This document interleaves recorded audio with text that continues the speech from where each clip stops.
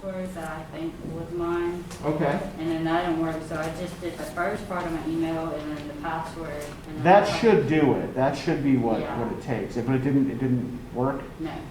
Okay.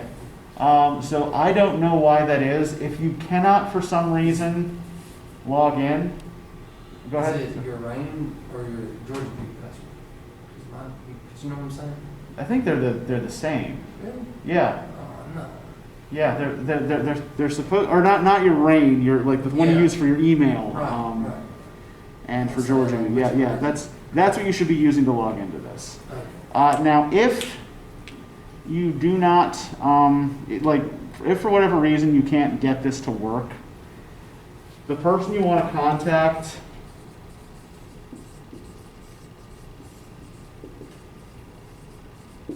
is Judy Orton Grissett. Yeah, and her email is judy.grissett@gsw.edu. And just, contact her and tell her that you want to attend. And she should be able to then get you the Zoom link. Because I was trying to do it on my phone, so I might need to try my computer, and if that's still Yeah, I think that's a good idea. Try it on your computer first, and if you still can't get it, then contact Judy Grissett, and she should be able to help you. It also, in the email, it said it was what credit? Windows to the World? Are those like required credits that we have to? Yeah, for everybody. Yeah, that's a university-wide requirement. So how do would like attending one of those give us that credit? Yes, you should automatically get that credit Okay. if you're logged into this. Okay. And it'll pop up on your Georgia View, like as one of your classes, with you attending it. Yeah. Cool. Are those spots still available? Yes, there are still 103 spots available. Yes, so. Yes, so I guess you got a little time. Although, like when I registered yesterday, there were still 150 spots available. So okay, we got a good number of people then signed up. Well, Okay. yeah, it says you have to 24 hours in advance, so wouldn't that have to be 9:30? I'm sure they'll still let you do it today. Okay. Yeah, I think I think as long as you register for it today, you should be all right. Okay. Especially given that there are still 103 spots available. So, All right. Okay. because when we invite a visiting lecturer, we never want them speaking to an empty room. So, yeah. Okay. So, any other questions about this? Okay. So, assignment for next time. You're going to be reading Audre Lorde's essay, The Transformation of Silence into Language and Action, which is going to have a lot to do with what we read for today. So you're going to see a lot of connected themes there. And remember to submit your vocab words, both for this and for the Audre Lorde, right? Okay. Any questions about homework?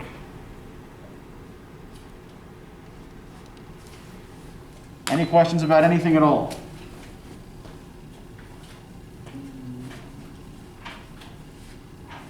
We're good? Yeah. All right. I like to make sure before I move on. Okay, so how many of you are familiar with this piece of writing already? Have any of you read this before in high school or for another class? Yeah, I've read it before. It was probably 3 years ago. Maybe after. Yes. I Okay. read it before, just not the way that I read it this time. Okay.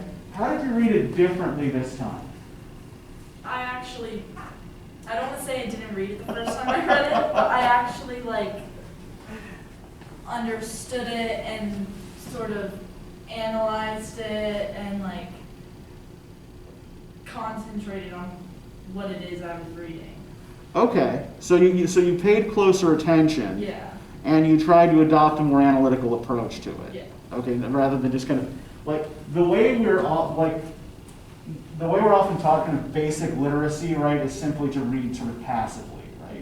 We kind of read for the gist, and we feel like, okay, if we understand what this literally means, then that's enough, right? So it's good that you're starting to kind of pull things apart and dig a little bit deeper. Anybody else? So who else is, so you said you read this about 3 or 4 years ago. Yes, I don't remember. Okay. What about you two? Was this your first encounter with this, or This is my first time reading. this is the first time you've ever read it? How'd it go for you? Read it, and this being in like the 60s, Uh-huh. it's kind of, seems kind of comparable to recent crises in our country. Yeah, and and even when King was writing this in the 60s, right? This was comparable to things that had gone on in the 1890s, right? So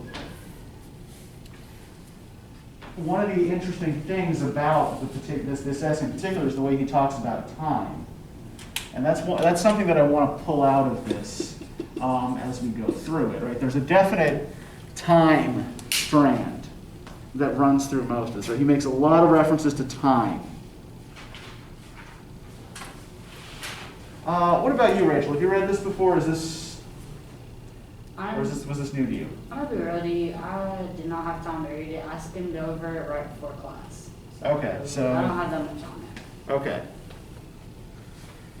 So let's start by talking a little bit about context here, then, right? So as we noted, right, this is written in 1963. But in order to understand the arguments that King is making here and the context for them, we're going to go back to 1896 and to a Supreme Court case known as Plessy v. Ferguson. Are any of you familiar with this case? Have any of you talked about this in American history or in political science? Okay, a couple of you, so this is ringing some bells. Okay, so what do you know about this case? Isn't that the case that decided separate but equal? Yeah, this is where the principle of separate but equal in public accommodations was established, right? Alfred Plessy was a mixed-race man. He looked white, and he bought a ticket on a whites-only railroad car. And when it was discovered that he was black, he was thrown off the train, right? Because he had gotten onto the wrong car. So he sued the railroad company, arguing that they can't, so that they had to provide equal accommodation to everyone. The Supreme Court, in his case, decided against Plessy and said that as long as accommodations provided for separate groups, particularly separate races, were equal, then separation was legal, right? So this was the legal basis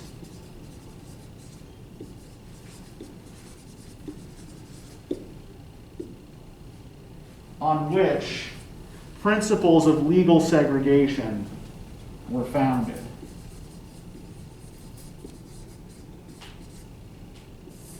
And we tend to think of this as a phenomenon specific to the Deep South, but it was not. This was a nationwide phenomenon, right? This was Plessy v. Ferguson made segregation legal everywhere. It was only the southern states that had the specific Jim Crow codes, but even where segregation wasn't necessarily the law, it tended to be the reality, right? In the way cities were set up, in the way school systems were set up, and so on and so forth, right? I think it bears remembering as well, because this is another thing that is an issue for King here, that when the United States was founded, actually, let me touch on it. When the United States was founded, in which colonies was slavery legal?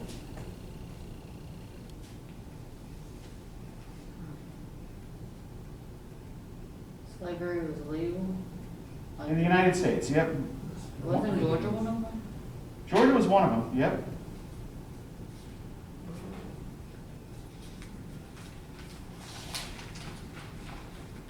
So this isn't a trick question? It is kind of a trick question. I'm thinking all of them. Yeah, Because I'm thinking- you're absolutely right. Yeah, the answer is all of them, every single one of I them. figured, but I was like, oh, maybe not. So yeah, if we look at the states where slavery was abolished before the Civil War, right? So Pennsylvania, New York, New Hampshire, Rhode Island, New Jersey, Connecticut, Massachusetts. This is in no particular order. So in Pennsylvania, slavery is legally abolished in 1780. In New York, in 1827. New Hampshire, 1783. Rhode Island, 1784. New Jersey, 1804. Right? New York, we see, was late to the ball game on this, right? Connecticut, 1784. And Massachusetts, 1783. However, all of these abolition laws provided only for gradual abolition, gradual abolishment of slavery, not immediate freedom for enslaved persons. So slavery persisted in Pennsylvania until 1847. In New York, until the 1860s. Same in New Jersey. In New Hampshire, the last vestiges of slavery were abolished in 1853. In Rhode Island, in 1842. In Connecticut, 1841. And in Massachusetts, the number of slaves was always fairly small. So by 1783, slavery was functionally dead there. But people who came from slave states into Massachusetts were permitted to bring their slaves with them and keep them, right? So the point I'm trying to make here is that kind of the history of black enslavement in the United States is often more complicated than we like to think, and is a nationwide history, right? It's not something that is specific to any single region of the country. Now, Plessy versus Ferguson establishes this separate but equal clause, right? Or establishes separate but equal as a principle in law. Now, in 1954, the Supreme Court reverses itself in a case called Brown v. Board of Education of Topeka, Kansas.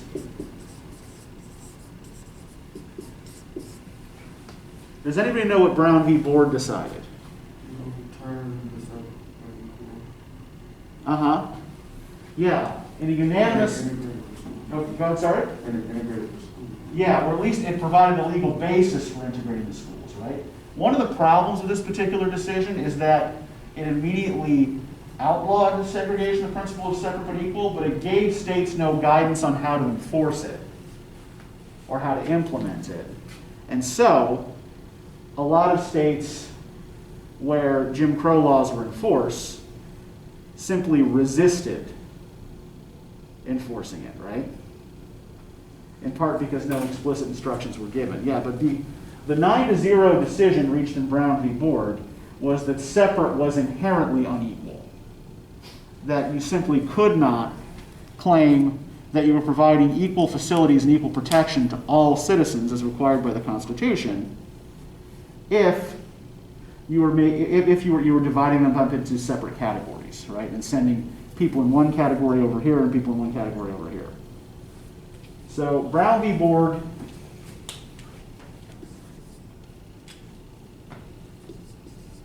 demands speedy integration, not just of schools, but of public facilities.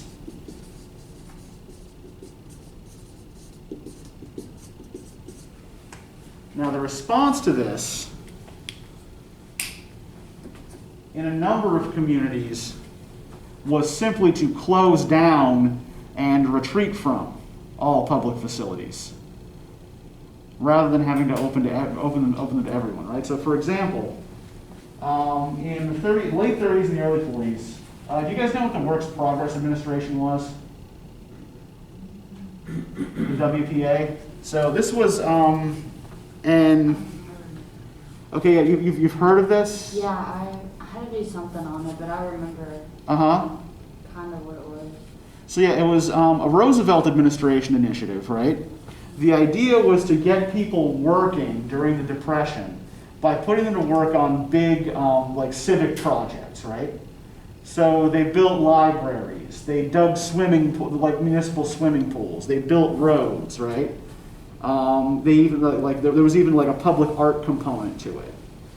And one of the things, yeah, as I said, the WPA did was build public swimming pools, often like huge, beautiful public swimming pools. Now, many of these WPA-built public swimming pools were closed permanently and filled in with concrete by 1960. As a result of the Brown v. Board decision opening up public facilities to everyone, right? Some municipalities, rather than opening these facilities to all citizens, decided to just close them down forever. So this is the kind of atmosphere that King, the kind of cultural atmosphere, right, that King is writing in, and that he's doing his civil rights advocacy in, right? One in which significant portions of white America are retreating from public facilities entirely, rather than having to share them. So, King, in 1957,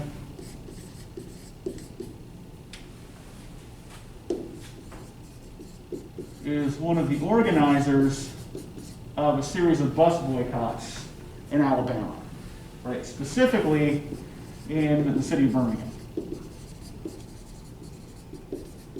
Does anybody know why they were boycotting buses? Because like the split, but like you had to like be in a certain section on the bus. Yeah, black passengers had to sit in the back.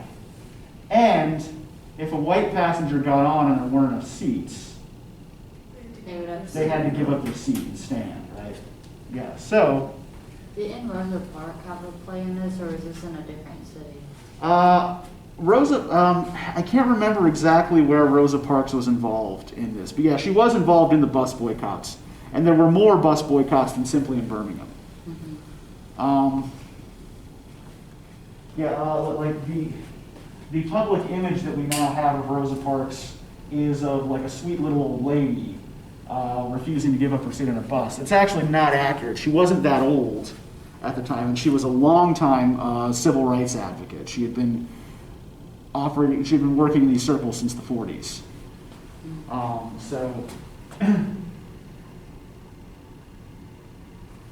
In the wake of these bus boycotts, right, city officials are forced to negotiate with black citizens or face more boycotts and more civil disobedient action, right?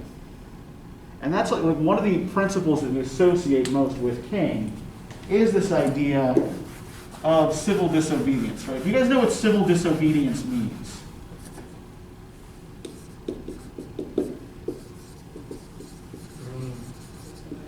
Absolutely disobeying.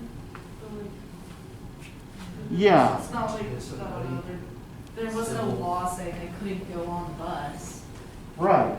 They just didn't as a protest. Yeah, so yeah, they're withholding their money, right? Right. When you're boycotting something, essentially it means like I'm not going to give money to this person or this company that is engaging in that is engaging in this thing that I disagree with, right? You know, whether it's a political process or whatever, right? So it's a means to make your politics known, to get your political voice heard without the vote, right? And why would a boycott then be important for so many black Americans in the late 1950s? why would it be easier for them to make their voices heard economically than at the ballot box? But they're not spending their money like towards government stuff like the buses and stuff like that. So then they can kind of like people with the buses and government, they're like, oh, they're not giving us money. That's the problem. Sure. So yeah, so the idea is to try to force negotiation, right? Mm-hmm. But again, like, why resort to economic means rather than simply, say, trying to vote people out? A lot of them weren't even registered to vote. Yeah. Even when they were, like, most of the majority of the population in the cities they were in. Yeah, this was why the Voting Rights Act existed, right? Is because in a number of states, it was much more difficult legally for black citizens to register to vote. And, even, in places where they were registered, there tended to be fewer polling places that were often poorly staffed. And the rules underwriting elections also tended to give advantages to white candidates. So, for example, do you guys know what the Georgia runoff rule is in elections? No. Okay. Does anybody know why David Perdue and John Ossoff from the recent Senate race had to go to a runoff? Yeah, they were like within so many points, but it's, because you don't win, if I remember correctly, you don't win off like majority, it's off like plurality or something. Like if it's like multiple. Well, it's actually even simpler than that. If no candidate wins 50% or more of the vote, it goes to a runoff. Okay. So in the November election, Perdue had won a slightly higher margin of votes, but he didn't get to 50%. Right. So it went to a runoff. Now, originally, this law was intended to keep the white vote united, to make it harder for black candidates to get into office. But these kinds of laws were enacted to preserve these particular power structures, right? These laws still exist? This runoff law still exists, yeah. It just happened. Yeah, I mean, exactly. Yeah, and in fact, in both of the Senate races, right now, in the other Senate race, there were like a dozen candidates, right? So it was going to be difficult for anybody to get to 50%. And I think in the runoff in January, the Ossoff-Perdue runoff, part of what happened there is that the Libertarian candidate was drawing off some votes from both of them. Right. And then there was a surge of voters who hadn't shown up in November who voted in January. While a number of Republican voters in particular who had voted in November didn't show up in January. Usually with runoffs, it's the other way around. So that was unusual. But I digress. So, back to King, right?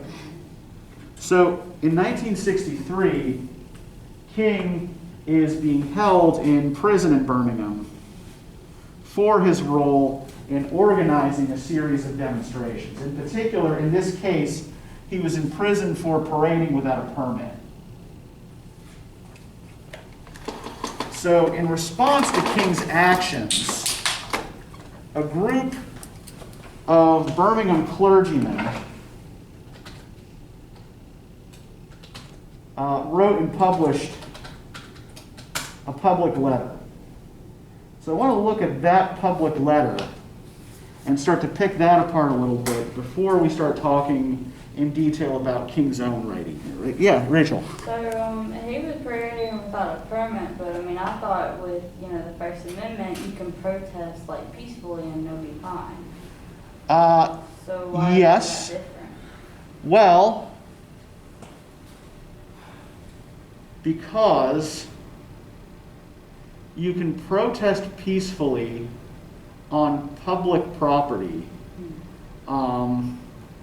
as long as you're not getting in anyone's way, right? If you're walking down the middle of the street, say, one could argue, and the street's not been closed off, one could argue that you're posing a danger to yourself and others by, that you're disrupting commerce by disrupting traffic, right? Things of that nature. So, like, essentially, like, any protest that's not stationary on public property generally requires a permit. And this can be a politically neutral process, right? As long as permits are being doled out fairly.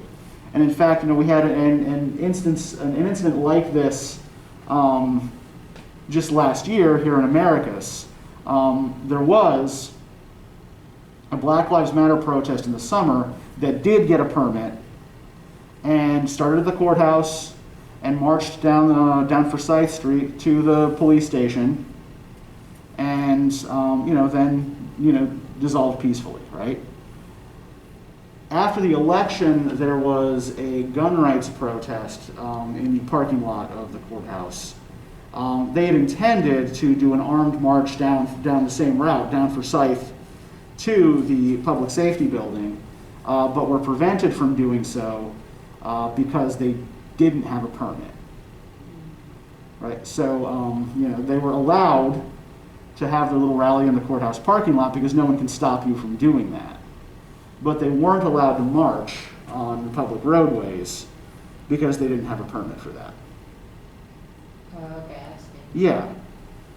So, but one of the things King complains about is that these kinds of laws can be applied selectively, right? To stop certain sorts of views from being aired, right? Now, the gun rights guys didn't have a permit because they didn't apply for one. King was denied a permit So he just because did. yeah, and he did it anyway. Okay, But- I was just curious. Yeah. So let's look at this Alabama clergyman's letter dated April 12th, addressed to King. It says, "We, the undersigned clergymen, are among those who in January issued an appeal for law and order and common sense in dealing with racial problems in Alabama.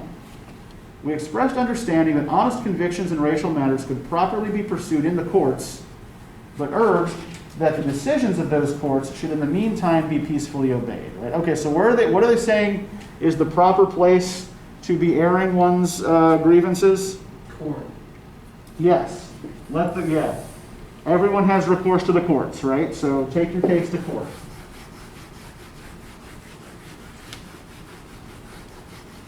We'll make a note of this because this is something that King directly talks about in the letter.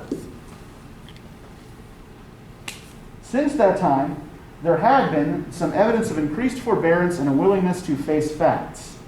Responsible citizens have undertaken to work on various problems which caused racial friction and unrest. In Birmingham, recent public events have given indication that we all have opportunity for a new constructive and realistic approach to racial problems, right? So again, do we notice any key words repeating here? Racial. Pardon? Racial. Okay, yeah, racial, right? So yeah, this is concerned with racial issues, right?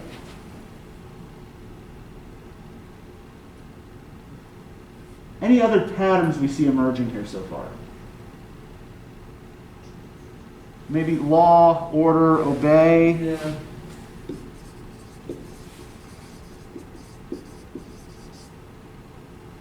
Constructive and realistic.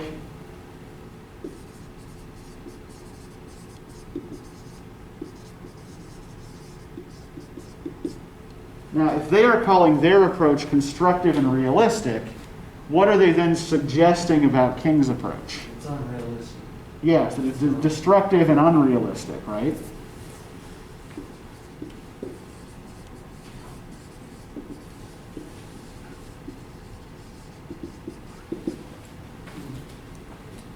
However, we are now confronted by a series of demonstrations by some of our Negro citizens directed and led in part by outsiders. We recognize the natural impatience of people who feel that their hopes are slow in being realized, but we are convinced that these demonstrations are unwise and untimely. We agree rather with certain local Negro leadership which has called for honest and open negotiation of racial issues in our area.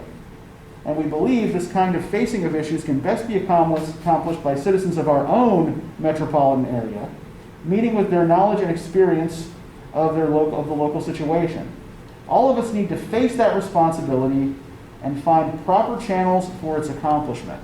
So what's the binary they're setting up here in these two paragraphs?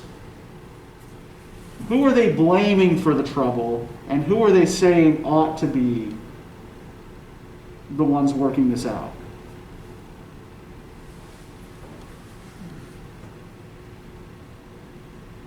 They put it on the outsiders. Yeah, outsiders.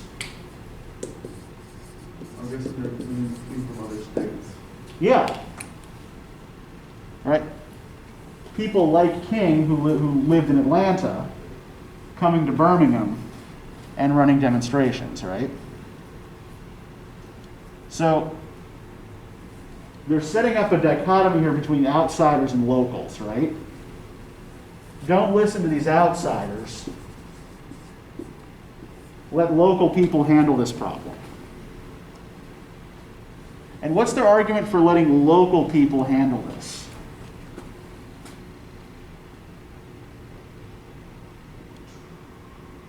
Their knowledge and experience of the local situation. Yeah. They know They believe it this better, now. they know where they live, but out. Yeah. Yes. They're like, your own church. Exactly, yeah. The local people, white and black, know the lay of the land here better, right? So let's trust their knowledge and experience and not these ideas that are being brought in by people from the outside. And then to look at who has signed the letter here, we have this list of Catholic, Jewish, mainline Protestant, and evangelical Protestant clergymen, right? So a broad cross-section of the white Jewish and Christian leadership of Birmingham, right? Presenting a kind of unified front. Now let's look at how King responds to their letter. If we look at the very first line, at the line with which he greets them, how does he refer to them? What does he call them? My dear fellow clergymen. My dear fellow clergymen. Yeah, so what is he stressing there in that greeting? But he's He's also, seen as them too. he's also a pastor. Or- Yeah. He's noting what they have in common, right? My dear fellow clergymen.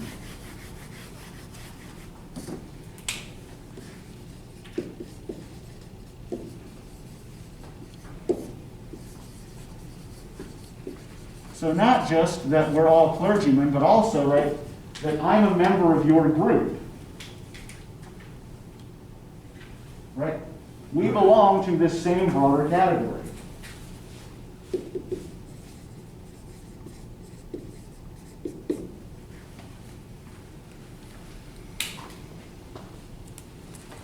While confined here in the Birmingham City Jail, I came across your recent statement calling our present activities unwise and untimely. Seldom, if ever, do I pause to answer criticism of my work and ideas. If I sought to answer all of the criticisms that cross my desk, my secretaries would be engaged in little else in the course of the day, and I would have no time for constructive work. Right? Referencing their specific language here, right? If all I did was respond to letters like yours, people complaining about what I'm up to, then I wouldn't have any time to do real constructive work. But since I feel that you are men of genuine goodwill and your criticisms are sincerely set forth, I would like to answer your statement in what I hope will be patient and reasonable terms. I think I should give the reason of my being in Birmingham, since you have been influenced by the argument of outsiders coming in. I have the honor of serving as president of the Southern Christian Leadership Conference, an organization operating in every southern state with headquarters in Atlanta, Georgia. We have some 85 affiliate organizations all across the South, one being the Alabama Christian Movement for Human Rights. Whenever necessary and possible, we share staff educational, and financial resources with our affiliates. Several months ago, our local affiliate here in Birmingham invited us to be on call to engage in a nonviolent direct action program if such were deemed necessary. We readily consented, and when the hour came, we lived up to our promises. So I am here, along with several members of my staff, because we were invited here. I am here because I have basic organizational ties here. So what part of their argument is he challenging? The whole outsiders versus locals. Yeah, the outsiders versus local. It's like I was invited here by locals. Yeah. So, Yeah, not only that, but my organization has an affiliate chapter here, right? So while maybe I don't live here, I'm still in touch with people who do, right? And they wanted me to come. Beyond this, I am in Birmingham because injustice is here. Just as the 8th century prophets left their little villages and carried their "Thus saith the Lord" far beyond the boundaries of their hometowns, and just as the Apostle Paul left his little village of Tarsus and carried the gospel of Jesus Christ to practically every hamlet and city of the Greco-Roman world, I too am compelled to carry the gospel of freedom beyond my particular hometown. Like Paul, I must constantly respond to the Macedonian call for aid. So first move was to note organizational ties and local support, right?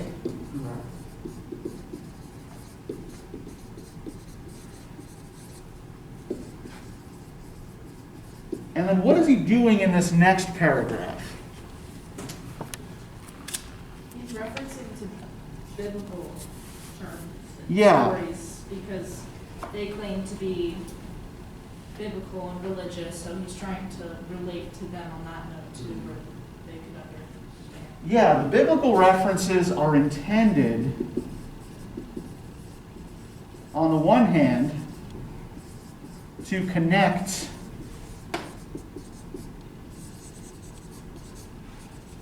with these other clergy, right? Their shared identity as Christian and Jewish clergy, right? But what else is he noting about their shared tradition when he talks about what the 8th century prophets and Paul the Apostle actually did?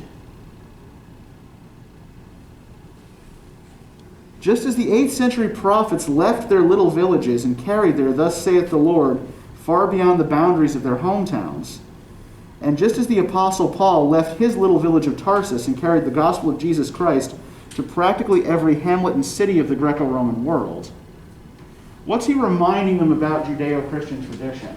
is that they did the same thing that he picked up and went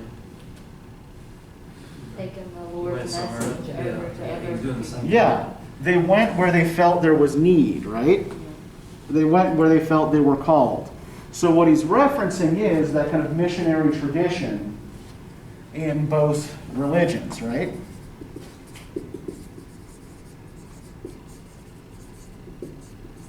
Right? These figures whom we mutually revere did not simply sit at home and tend to their local flocks. Right? They went where their work was, they went where they felt their work was needed.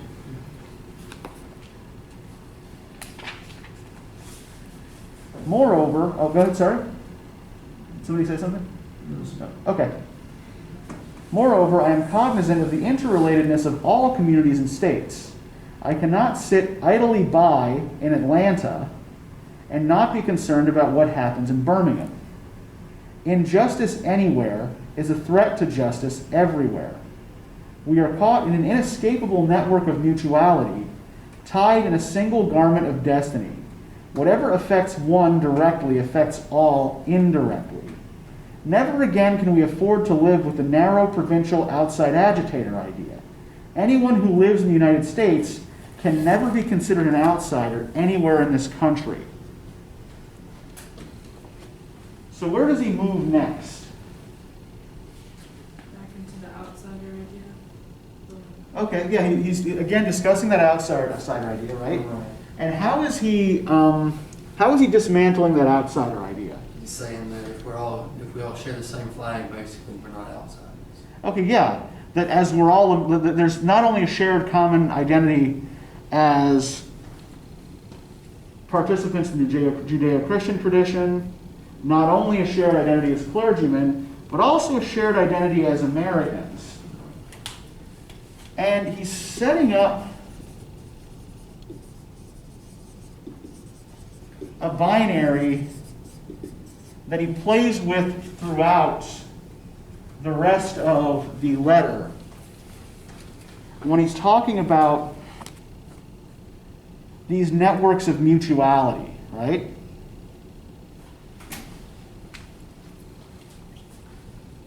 There's a group versus individual dichotomy that's at play through most of the letter.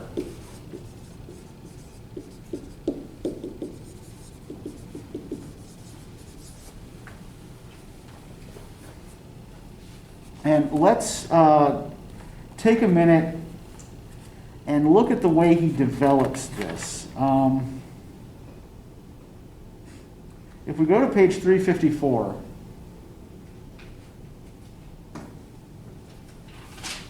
the paragraph where he talks about, where he addresses their notion that his actions are untimely. Right? That he has not waited for the correct time to do this. Right? One of the basic points in your statement is that our acts are untimely. Some have asked, why didn't you give the new administration time to act? The only answer I can give to this inquiry is that the new administration must be prodded about as much as the outgoing one before it acts. We will be sadly mistaken if we feel that the election of Mr. Boutwell will bring the millennium to Birmingham. While Mr. Boutwell is much more articulate and gentle than Mr. Connor, they are both segregationists, dedicated to the task of maintaining the status quo. The hope I see in Mr. Boutwell is that he will be reasonable enough to see the futility of massive resistance to desegregation. But he will not see this without pressure from the devotees of civil rights. My friends, I must say to you that we have not made a single gain in civil rights without determined legal and nonviolent pressure. History is the long and tragic story of the fact that privileged groups seldom give up their privileges voluntarily. Individuals may see the moral light and voluntarily give up their unjust posture, but as Reinhold Niebuhr has reminded us, groups are more immoral than individuals. So how is he developing that notion of mutuality here, and particularly these last couple of sentences that he started with earlier in the letter? This group versus individual binary. For starters, he referenced them as my friends again. Okay, he calls them my friends, Starting yeah. off his whole argument of the group versus individuals. Sure. We are the same, Yeah, we're in the same group, sure. But what does he have to say here about groups and individuals more generally? It's harder to, I don't know if change the right word for, like, change groups than it is individual people. Yes, it's much harder to move the behavior of a group, right, than the behavior of an individual, right? You can pick off individuals within a group, right? And they might change their minds. But that's not necessarily going to change the group, right? Right. The opinions of a few individuals aren't necessarily going to influence the group. As such, right, groups, and he quotes a Christian theologian, again, as the one who said this, are less moral than individuals, right? Individuals can make moral principled choices. Groups are less likely to. Groups are more likely to try to, kind of hem in and protect themselves. So, does he seem to think that changing the minds of individuals is particularly effective?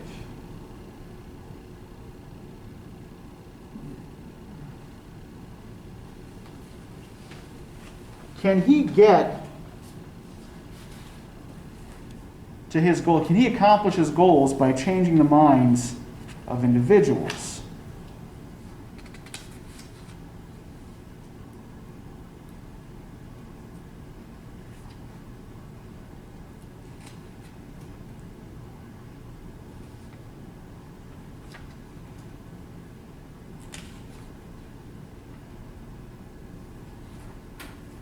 let's go to page 360.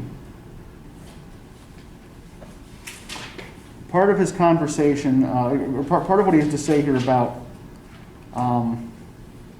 the white moderate. And by the way, let's think about this word moderate for a minute too, right? What is a moderate? Someone who is moderate. What characteristics do we associate with this word? Consistent.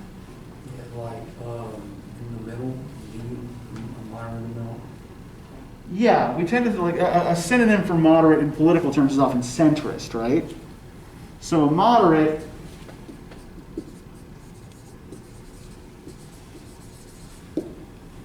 is someone who stands in the middle, right? What would be the opposite of a moderate? Radical. Yeah, a radical or an extremist, right?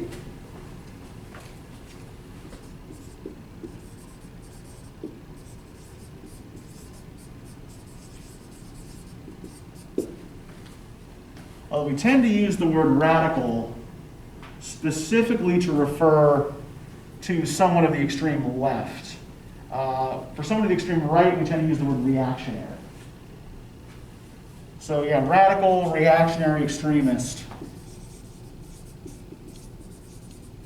But yeah, the general term here, and the one King himself brings into this, is extremist.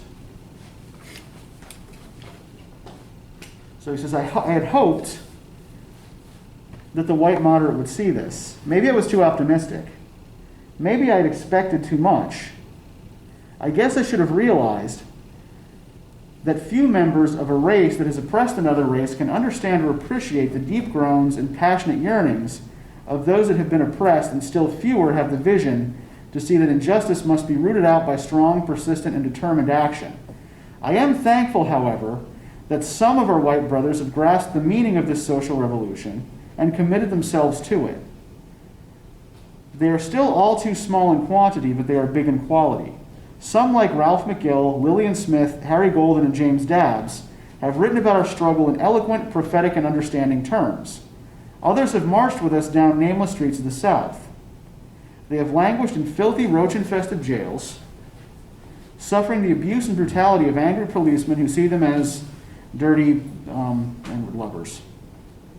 They, unlike so many of their moderate brothers and sisters, have recognized the urgency of the moment and sensed the need for powerful action, antidotes to combat the disease of segregation. So, what is he noting here about white solidarity with his movement's cause? That, I mean, there's not a lot of them, but the ones that Yeah. are in our community go. Yeah, that he has total respect and admiration for the ones that have committed, right? But there are only a few individuals within this larger group that he suggests remains unmoved, right? Now, what is it that he thinks keeps the moderate unmoved?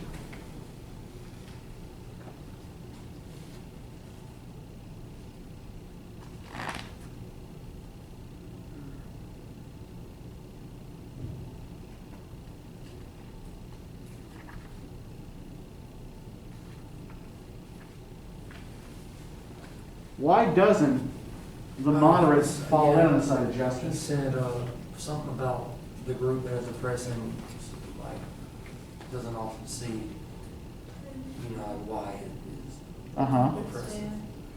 So what were you going to say? They don't understand. Yeah. They're not very perspective sound on the situation.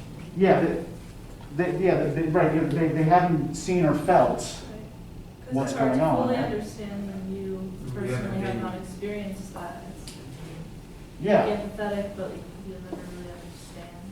yeah.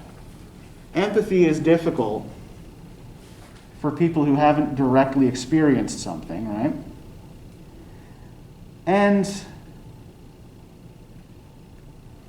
to somebody who hasn't actually felt oppression, right, it doesn't feel quite as urgent to do something about it. Right, I think this is where he gets into talking about this myth of time. Right, to talk about time again. probably the most important place he develops this idea is on page 358. He says, I had also hoped that the white moderate would reject the myth of time. I received a letter this morning from a white brother in Texas which said, all Christians know that the colored people will receive equal rights eventually, but it is possible that you are in too great of a religious hurry. It has taken Christianity almost 2,000 years to accomplish what it has. The teachings of Christ take time to come to earth. All that is said here grows out of a tragic misconception of time. It is the strangely irrational notion that there is something in the very flow of time that will inevitably cure all ills. So what is he suggesting people like this letter writer believe about time? That it does all work out. I mean, basically, like, you just be patient. Yeah, that time is a force that actually rectifies injustice if you just kind of sit back and let it, right? The time goes on. Yeah. And the reason he calls this the myth of time, right, this is actually connected to a very common 19th and 20th century idea of history called the myth of progress.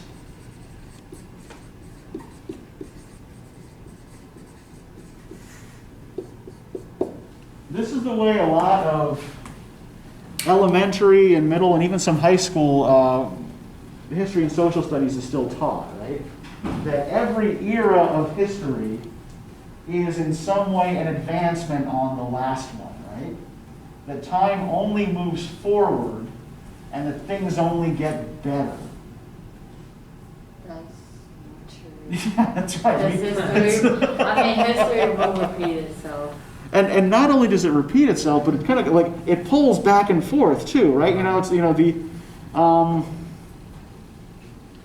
have eras of relative prosperity, peace, and security that are then shattered by, say, the collapse of a government or a civilization and periods of civil war, right? And this happens in the history of all cultures and all nations, right? It is absolutely possible for history to go sort of backwards as well as forwards, right? And things don't necessarily, I noticed that all of you looked incredulous when you heard this idea, right? Because we all know, just from watching TV, that this is bullshit, right? Yeah. That things don't simply get better on their own. Requires, if you want things to improve, it requires hard work, it requires pushing, it requires engagement. And this is what King goes on to say, right? Actually, time is neutral.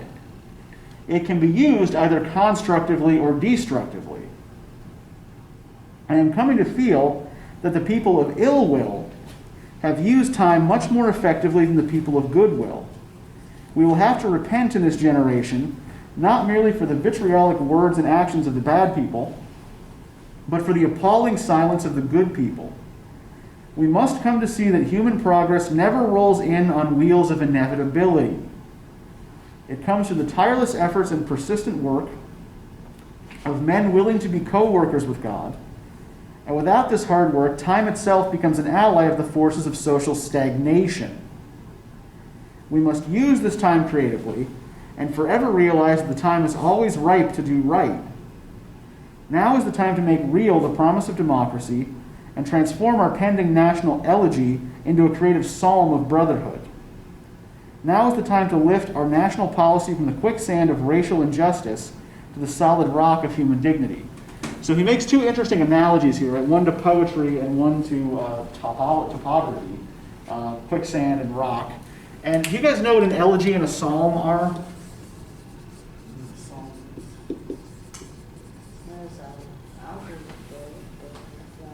What's that? I know that Psalms is it's in the Bible. Yeah, That's about it. Yeah, and psalms are hymns of praise, basically, right? Elegy, I think. Yeah, an elegy, good. An elegy is a funeral poem.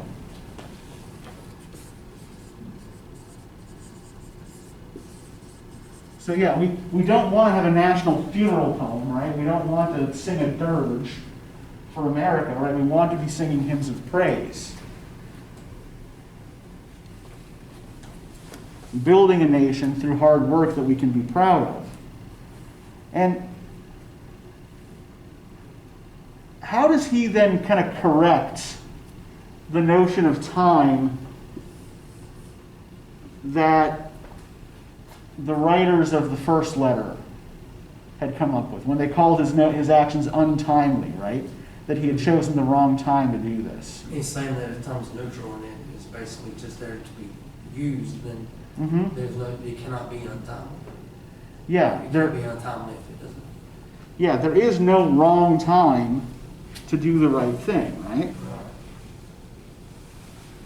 That if you just sit and wait, what happens? You're stagnant. Yeah. He mentioned that too. Yeah, he talks about stagnation here. Yeah, if you just sit and wait, nothing happens, right? If you just sit and wait, things remain the same. And another strand that runs through this whole thing is let us talk about the status quo.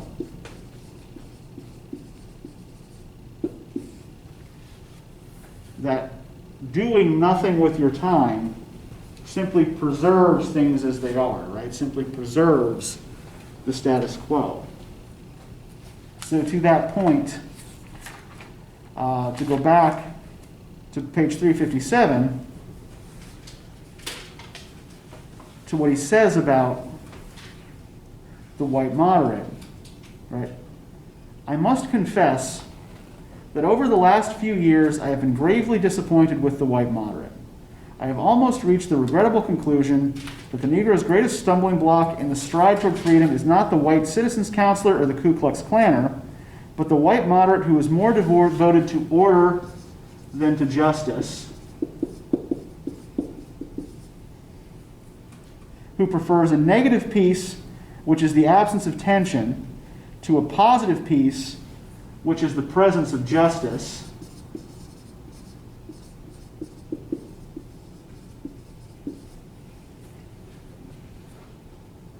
who constantly says, I agree with you in the goal you seek, but I can't agree with your methods of direct action.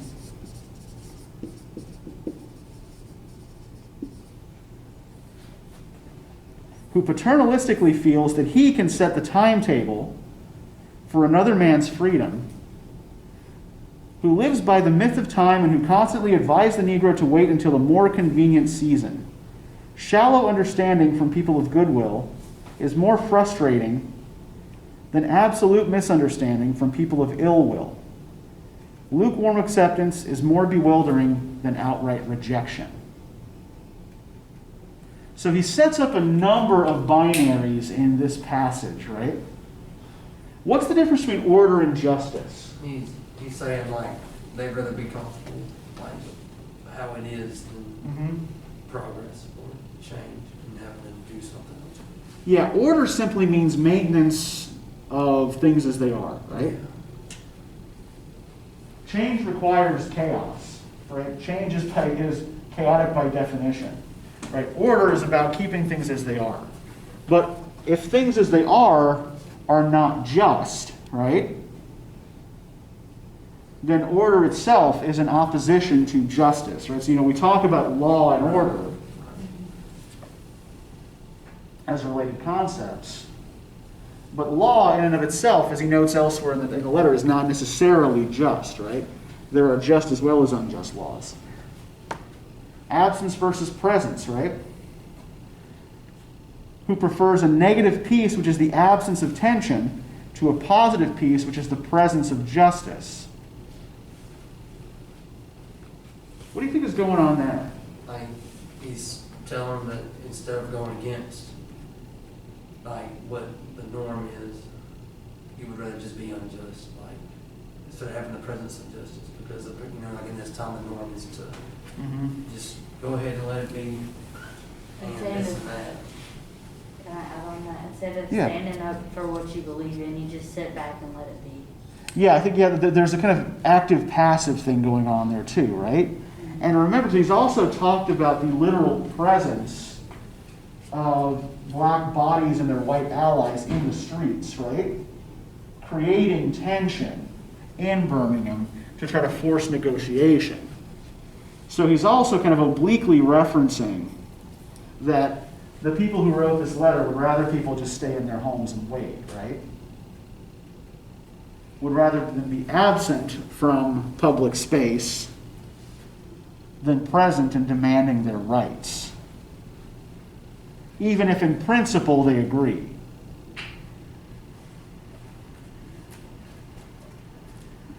And that's where the whole goal versus method thing comes in here, right? That, I agree with the goal you seek, but not with your methods of direct action. And one of the things the king is arguing is that you can't reach this goal without direct action, right? It's not something that happens on its own. Now, to jump closer to the end of the essay, and we'll end with this because I think it's a really interesting and beautiful analogy. Let me rush on to mention my other disappointment, page 360. I have been so greatly disappointed with the white church and its leadership. Of course, there are some notable exceptions. I am not unmindful of the fact that each of you has taken some significant stands on this issue. I commend you, Reverend Stallings, for your Christian stance on this past Sunday in welcoming Negroes to your worship service on a non-segregated basis. I commend the Catholic leaders of the state for integrating Spring Hill College several years ago. So he is noting the progress that some of the signatories of these letters have made, right? Direct actions that they have taken that help the cause. But despite these notable exceptions, I must honestly reiterate that I have been disappointed with the church. I do not say that as one of the negative critics who always finds something wrong with the church. I say it as a minister of the gospel who loves the church, who was nurtured in its bosom, who has been sustained by its spiritual blessings, and who will remain true to it as long as the cord of life shall lengthen. I had the strange feeling when I was suddenly catapulted into the leadership of the bus protest in Montgomery several years ago that we would have the support of the white church. I felt the white ministers, priests, and rabbis of the South would be some of our strongest allies. Instead, some have been outright opponents, refusing to understand the freedom movement and misrepresenting its leaders. All too many others have been more cautious than courageous and have remained silent behind the anesthetizing security of the stained glass windows. Why is the stained glass window such an effective metaphor here? Because they are in that group, like they're in that, like, of the white church. Okay, yeah, part of it is because you find them in churches, right? Yeah, you're right. Especially Catholic. Yeah. Although all denominations use them, you find them in Jewish synagogues as well. What else is noteworthy about a stained glass window? It's opaque. Yeah, good. You can't see through it.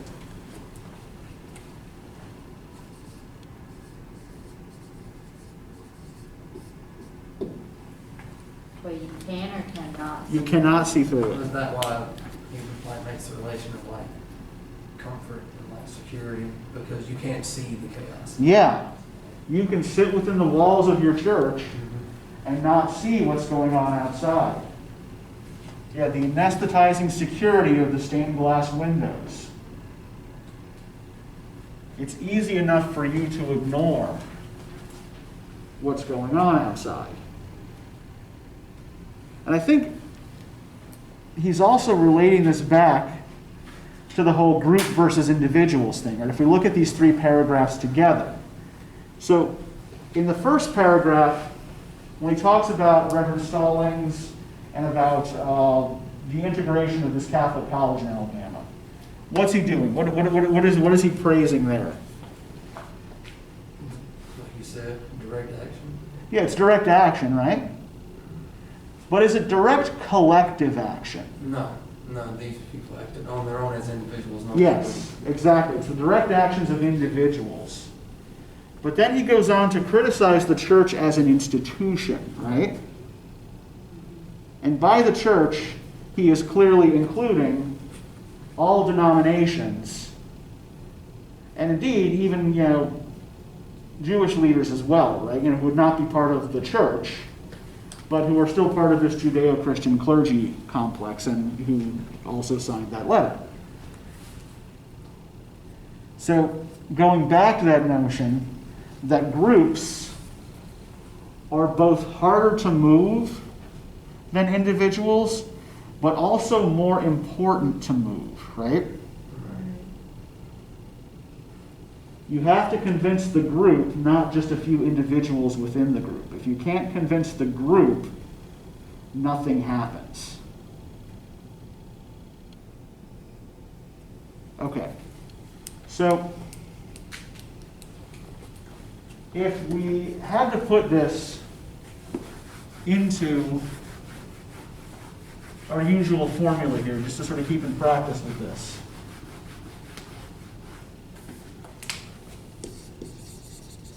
Right, seems to be about X. Could also be about Y. What's the obvious subject of this letter? Racial tension, racial. Okay, yeah. protest. Yeah. Seems to be about civil rights, racial justice, right? And it is, right? It doesn't just seem to be about those things, it is about those things. But what else, given what we've done here? I would say What's like it about? unity, Okay. solidarity. Okay, community solidarity. Actions speak louder than words. Don't say, do. Okay. Could be about action versus words, sure. It's about empathy. Empathy.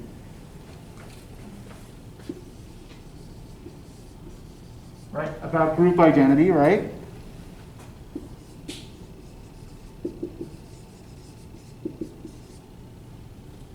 It would be about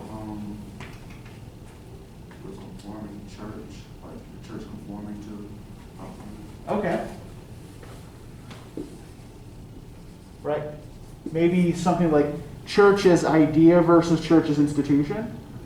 Like him kept referencing Socrates. Yeah. Like, you know how Socrates would give people to challenge their own thinking? Uh-huh. Maybe that's what he's doing, get the church to challenge their own thinking, like the leaders. Especially like the one Yeah. that wrote the letter he responded to, like challenge their own thinking, like, okay, you think this is untimely and basically inappropriate, like challenge your own thinking. Like think in, like how I said empathy, Uh-huh. in the terms of the people that are actually enduring and actually going through. Yeah. That's a really good reading. I like that. The idea, like the kind of the Socratic reading here. It's like it could be about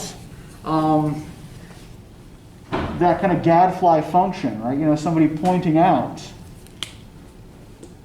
from within the flaws of the institution by making it question itself and its motives. Yeah, I like that. I think we've got a good list of stuff here, right? We've pulled all of these different themes and ideas out of this that one could develop into a longer piece if you wanted to. Okay, so does anybody have any questions about anything before I let you go for the weekend?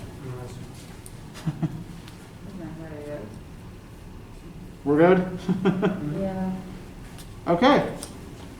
So we'll see you on Tuesday to talk about Audre Lorde.